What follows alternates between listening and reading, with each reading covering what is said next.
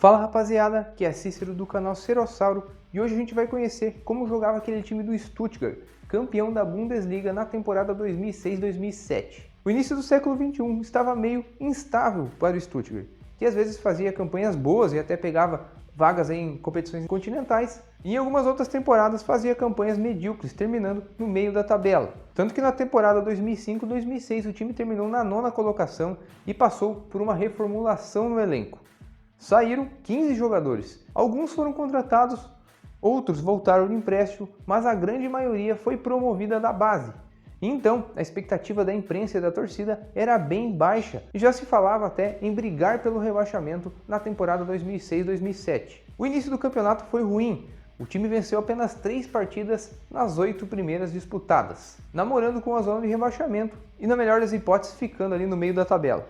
O time vendeu ao Sevilha o lateral Andreas Rinkel, que estava sempre sendo convocado para a seleção alemã, e os dinamarqueses Gronkjaer e Thomasson, titulares na temporada anterior. O principal reforço da equipe foi Ricardo Osório, lateral direito mexicano que jogava no Cruz Azul e não era conhecido na torcida.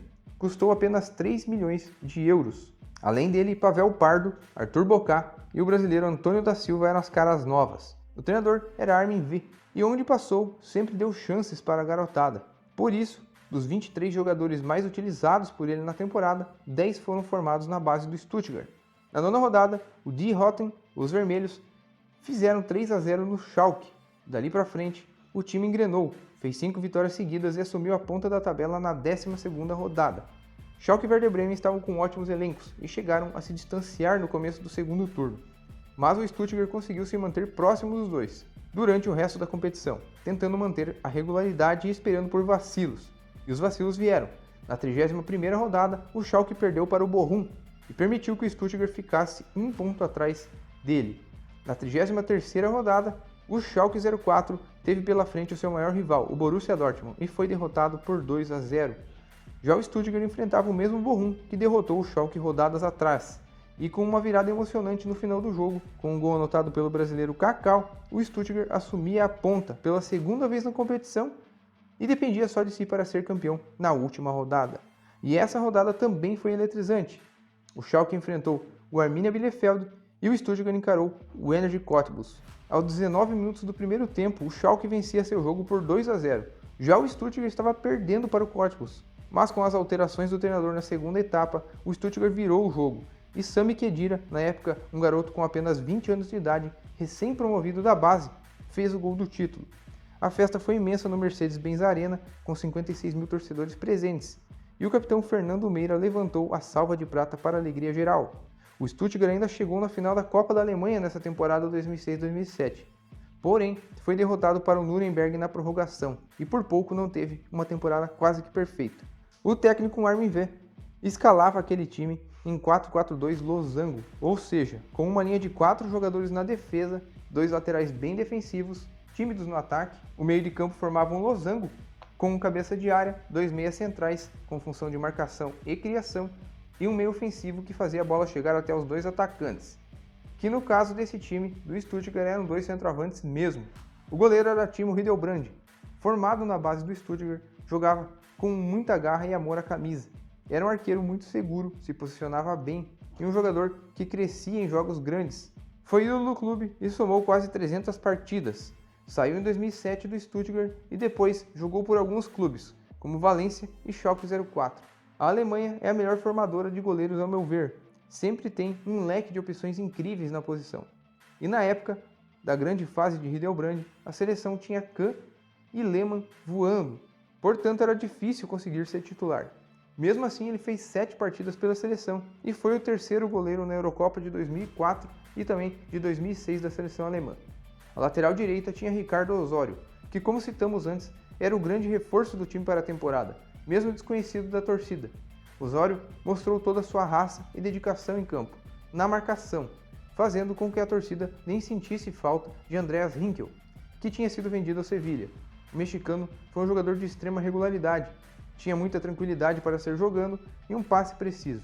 A lateral esquerda tinha o suíço Ludovic Manhã, outro guerreiro em campo, jogador vibrante e que também sabia bater bem na bola com sua perna canhota. Ainda na lateral esquerda, Quando o treinador precisava atacar mais e correr atrás de algum resultado, colocava o marfinense Arthur Bocá, que era um atleta de muita velocidade e agudo, com uma aptidão ofensiva. Tanto é que mais para o final de sua carreira começou a jogar como meia esquerda.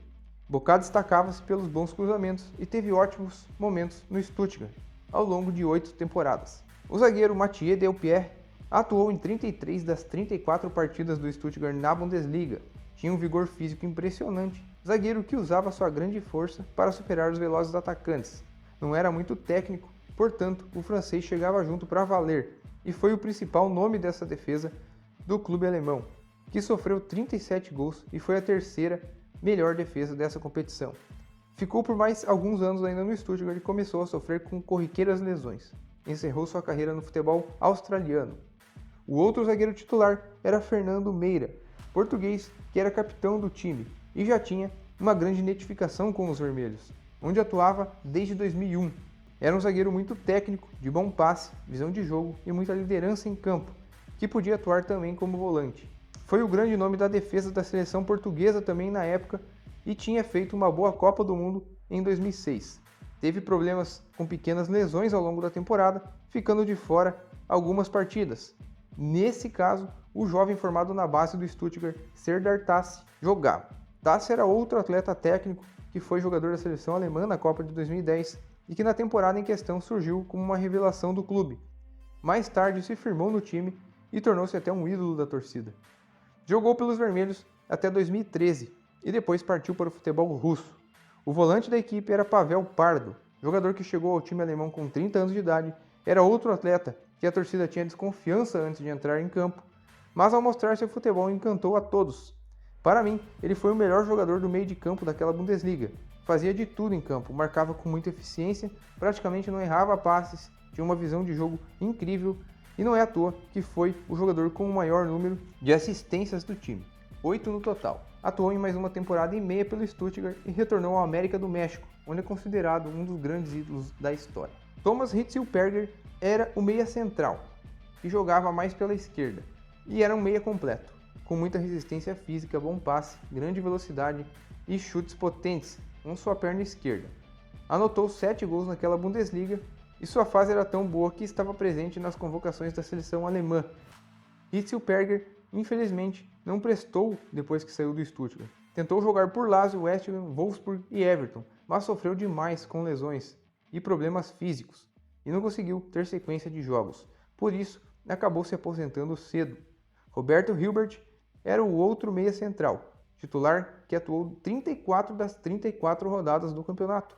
Era um atleta que circulava por todo o campo, seja marcando ou tentando criar jogadas. Foi um jogador muito colaborativo e que fazia o famoso feijão com arroz. Não era driblador nem inventava moda, mas tinha uma eficiência incrível. Quando o treinador precisava de mais qualidade técnica e criação de jogadas, colocava no time o jovem Sami Khedira, um atleta que dispensa apresentações, meio de campo completo, e que assim como Hilbert, era um jogador de muita simplicidade e eficiência. Khedira ainda ficou mais 3 temporadas nos vermelhos, e após jogar muita bola na Copa de 2010 foi para o Real Madrid. Daí para frente, todo mundo já sabe no que deu. Foi campeão da Champions, campeão mundial em 2014 e deixou seu nome na história do futebol. Khedira ainda era escalado às vezes mais adiantado, como um meio ofensivo, mas o titular mesmo do time era o brasileiro Antônio da Silva. Desconhecido no Brasil, o carioca foi revelado na base do Flamengo e se mudou com 12 anos de idade para a Alemanha, porque sua mãe havia se casado com um alemão. Dessa forma, fez toda a sua carreira na Europa. Antônio era um jogador muito veloz, habilidoso, de bom passe e que batia muito bem na bola. Era o cobrador de escanteios e faltas do time.